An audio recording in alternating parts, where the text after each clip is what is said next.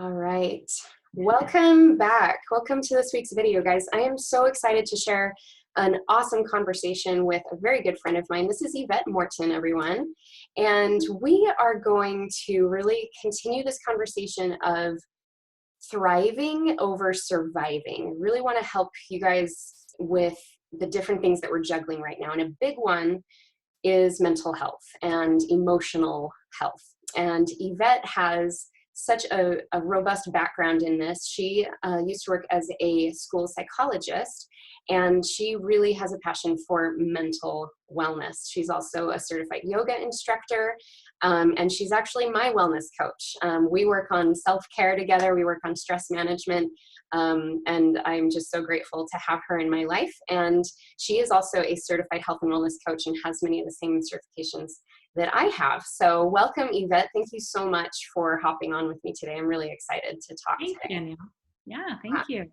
Thanks. So the question we want to answer today and what we really want to dive into is how can women, and maybe especially mothers, take care of their mental health right now in this stressful situation of everything has changed. Really, I've described it as I just feel like the rug has been pulled out from under me, from under my kids, from under our whole lives. So there's a lot of stress and just a lot of emotions to navigate right now. Mm-hmm. And you and I have talked a little bit about what we think might help people navigate this. So tell us a little bit of some thoughts you've had around how we can kind of take care of that mental health. Yeah, I mean, I think a big thing too is that there's just so much uncertainty. We're also in this place of how long is this going to go on for, and are our kids going to go back to school at all this year? When am I going to see my parents face to face again? I mean, there's just so many unknowns, and that's really difficult to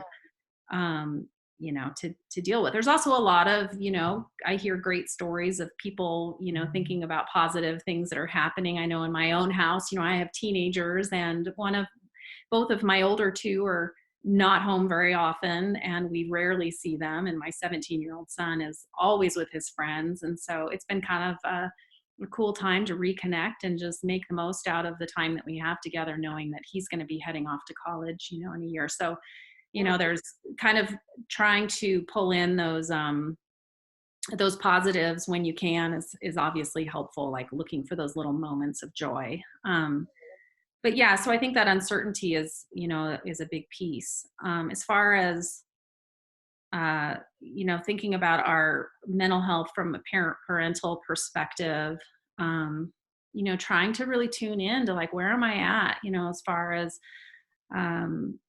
what am I, first of all, am I okay, am I struggling in a way that may be significant, it's impacting maybe my mood or the way I'm interacting with my family members. Perhaps there's a lot of anxiety. There's certainly not a lot of great news coming out every day, and we're tuned into the news quite a bit, and it's kind of overwhelming for a lot of people, and some individuals are even more highly sensitive to that. So I think first of all, you need to make a tune in and make a little mental note, like, where am I at and how am I handling this? And I think if you feel that you're, I just want to say this up front, if you're feeling, sadness that's prolonged or anxiety that's really starting to impact your, your personality or your mood, and it's going on, it's not something that kind of comes on one day, but then the next day you feel better. If that's really showing up for you, there's a lot of really great resources as far as finding mental health professionals in the community. Perhaps in your own community, a lot of them are offering telehealth services, so I would definitely look into that. There's also a couple of online mental health programs or organizations that you can tap into for one-on-one support from a licensed therapist. So I would definitely go there first if it's Absolutely. really. And I'm going to jump in here and say, like, I don't think we need to be feeling suicidal or anything extreme to justify talking to someone. Absolutely. If you just really find yourself struggling, like, I personally believe every human being on this planet would benefit by talking to a therapist. There's so much value in talking stuff out, especially things like feelings. Yeah. So highly, highly recommend that. And it doesn't ever have to be something that has to be extreme to justify it. Right. That's so true. Absolutely. And then, kind of knowing that, okay, well, it's also normal for us to have anxiety and to have stress and to feel depressed. I mean, those are normal feelings that a human being feels. Often you'll feel all of those feelings in a given day, and in addition to feeling joy and happiness and contentment and all of that.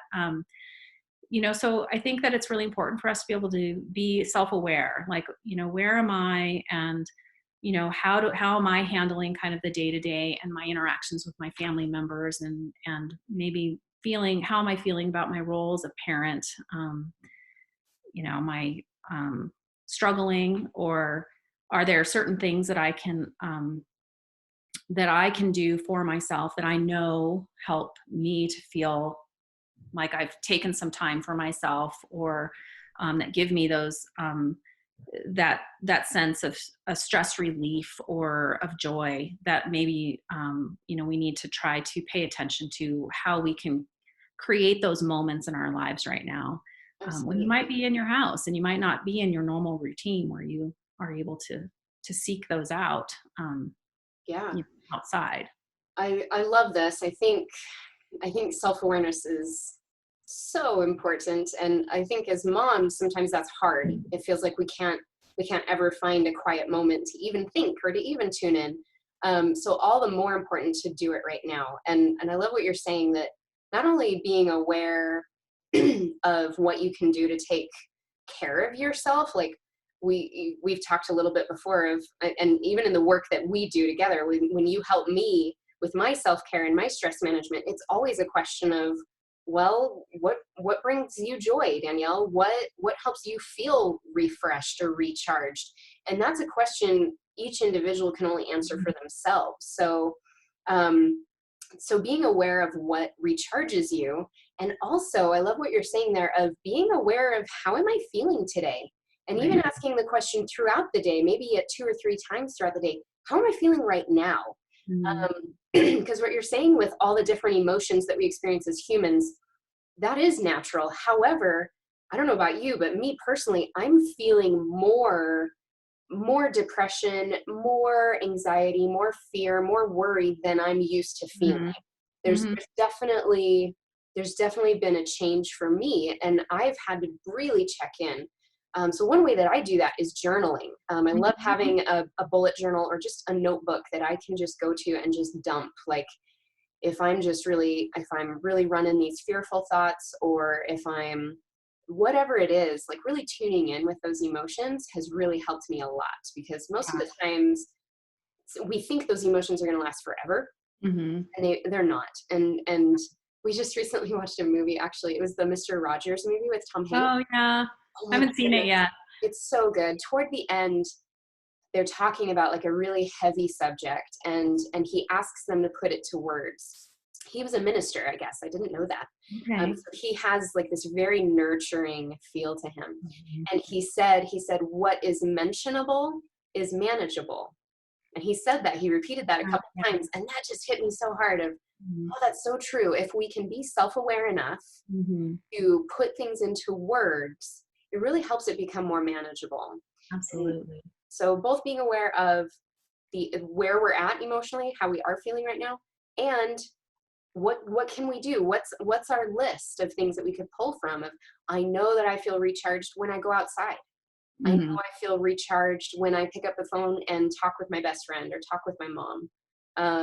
Those are really important self-awareness things. I love that. That's so powerful. Well, and I'd like to even add on to that, as parents, like we're talking about it from the perspective of parents, but also pay attention to that and help your kids figure that out as well.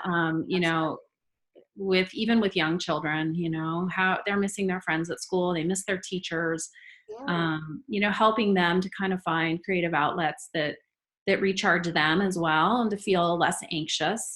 They feed into whatever we're feeling.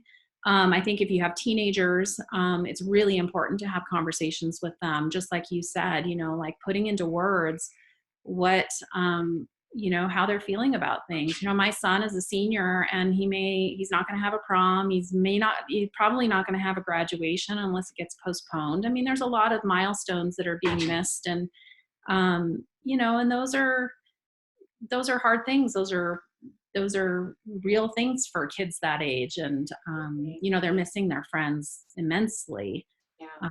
So you're really having those conversations, helping them to find ways to, not to just necessarily, not to escape from those feelings, but to tune into them and acknowledge them and, grieve a little bit, because that's kind of something we have to do too, where there's a lot of loss in all of this. And then you can also find those moments of joy. Yeah, I'm so glad you brought that up.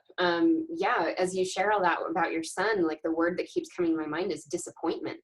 Mm-hmm. Like a lot of disappointments. And even those of us that aren't like graduating from high school and looking forward to senior prom, we might have to cancel our travel plans that we had for spring break. And I kind of broke that news to my kids today. And yeah, we're disappointed about that for sure. And I do think that there is a grief process happening right now for every human. I think especially moms and children. I don't know. My husband his work hasn't changed very much with all of this, but we've undergone a huge change, and really it's a loss. It's a loss of the routines we had before, the interactions we had before. Everything's different now. And so, yeah, noticing especially the emotions that are connected to that grief cycle, numbness, depression, anger, those are all very normal to feel, especially if you recognize that we are going through a grief process right now. Yeah. And helping your kids to identify that those feelings are there. I think it's really important. You can help model for them. Like, here's what I like to do. I'm feeling anxious today, but I like to go and, sometimes working in the garden for me helps to really help me just process my feelings or whatever. So, helping them to figure out, something that they can do that helps them to process those feelings. And it's really important. I love that. Yeah, that's a huge opportunity that we have as mothers, I think, is to really model that and to create space for that for ourselves and for our kids. And I think that self-awareness comes in there too, because they can, you can help them identify what it is for them. It's not just, I think as parents, we have to be careful not to say, well, I do this, so this is what you should do. Help them figure out what fits for them, because, kids learn differently. They're not little carbon copies of you. They have their own way of going through the world. And that's really important to remember. Yes. Oh, I'm so glad you said that. That's great. That's great. Yeah, we, both you and I have training as wellness coaches, and I feel like that I feel a little spoiled because I find myself coaching my kids, because coaching is all about helping that individual find their solutions and recognizing that it is going to be a different answer than what it is for you, that your answer is not always their answer. So that's a great principle for any parent to practice and to put into place with their kids. Love it. Okay, there was one more big thing that I want to make sure we touch on today, which was you and I talked about giving ourselves permission to not have every day look perfect. A lot of us are suddenly homeschooling, and where we had a lot of structure, we now have none. And any structure that is there, we kind of have to create. So let's talk about that a little bit. What does that look like, or what could you see as maybe problems that moms might be running into of being just too hard on themselves at a time like this? I think, I think it's really hard, especially for parents with younger children who are in elementary school and are going to need to support those kids through the process of getting set up to do the online learning and all of that. So it's really a time-consuming process. If they're going back to school now, or even if you have young, preschool-aged kids who normally would be going to a preschool for a period of the day, I mean, there's just no time for yourself. So that's it's hard. There's a lot of demands on parents of young children. So I completely feel for you. And, even with the teenagers, my kids would sleep until noon every day if they were given the opportunity. And so trying to kind of get them back on some kind of a, of a schedule, I think is important. And for all of us to have some kind of a routine built into our day, it's very helpful because when we don't feel like we accomplish anything, it doesn't really feel good at the end of the day. Like just knowing you have some little milestones that maybe you've accomplished at the end of the day is nice. And I think helping kids to kind of figure out a routine that works for them so they can feel that they've made some accomplishments. However, on the flip side of that, it's important for us to recognize these are really unusual circumstances, and it's okay to have flexibility in that. And some days you might not feel like getting anything done, or your kid's really struggling and not enjoying the online learning experience, and they're just kind of not putting in their full effort. It's okay. It's not the end of the world. We're gonna get through this. If your kid needs to watch a movie and sit in front of the TV screen for a while and get out of your hair, it's okay. Like they're going to be fine. We're just doing the best we can, and we're all just trying to figure this out. And I think it's really important to note as a parent, if you really are starting to feel like aggravating with the amount of pressure that is on you as a mom, trying to kind of corral everybody into their different activities and stuff, to figure out a place for yourself, even if it's 5 or 10 minutes, just to have a couple minutes to breathe and create some space for yourself, because it's a lot. And acknowledging that it's a lot and I'm going to get through this. And wherever you can, just trying to carve out those little moments, but also give yourself a break. They don't have to have a fully scheduled day. And we live in a society where we have our kids in activities every day of the week. And, it's like kids don't have downtime really anymore, and they need it. And downtime is good. Being bored is actually good. So they're not going to be bored all day long, but it's okay if they don't have anything to do. They'll figure out something. Yeah. Have faith in them that they'll come up with something unique and creative to do on their own. And it's kind of amazing, actually, when you give kids that space to go and be bored, they come up with some really, interesting and clever, sometimes, not things you were hoping for. Sometimes like destructive. Flour all over the kitchen floor. Yeah. Yeah, I can definitely to make slime. Yeah. I can definitely relate with all of that, especially for me. You've got teenagers. I have little ones. My oldest is 10. My youngest is 4. I've got 4 here at home. And yeah, everything you're saying is stuff that I've been like having to tell myself of, okay, Danielle, yes, it's okay. And it's great to create structure. And it's also okay if it doesn't look the same way every day. Yeah. It's okay to say, yeah, we're not going to do that thing on the list today. As a suddenly homeschooling, there was one point where my daughter was getting really worked up about this one assignment. And she was just tied up in knots about it. And I grabbed the paper from her. This is my 2nd grader. And I said, who's in charge, your teacher or me? And she didn't know the answer. And I was like, if I had to answer that question, it's me now. It's not the teacher. So the minute I or she starts feeling that pressure from outside, feeling like, well, I have to report to your teacher and we have to check all the boxes. Oh my goodness. Can I just give everyone permission right now to not worry about that? For me, it's a successful day if we did something. Yeah. If we did something toward learning, then great. And you know what? We're getting really good routines in place with some of them, and the others, especially my younger ones, they're not too cool about school right now, and that's okay. So sometimes for them, it's every other day. So creating that flexibility for ourselves and for our kids, especially in context of all the emotional stuff that you and I just highlighted, of course it's okay to create some flexibility, allow some breathing room. It's all right. For me, the number one priority is my and my children's mental and emotional well-being, way more important than getting every single math problem done on the worksheet, Absolutely. Well, and I think, keeping the perspective in mind too, like the teachers are also going through their own learning curve with all of this. And I know at least our schools have really reached out and said, just do the best you can. Like, we are figuring this out, teachers maybe are, maybe the teacher intended to create a 5-minute video to share with the class, but it ended up taking the teacher an hour to actually produce it because they had to do 5 different takes or whatever. And the stress there, I mean, they get it. They get that everybody's just trying to figure it out. And, Totally. you Yeah, know, I'll throw one more personal experience in there. I was on the phone with one of my kids' teachers, and I just shared. I said, they're being really consistent about A, B, and C, but this 4th assignment, they've never seen anything like it. It was something that they threw in that was new and out of the ordinary, and it kind of just freaked my kid out.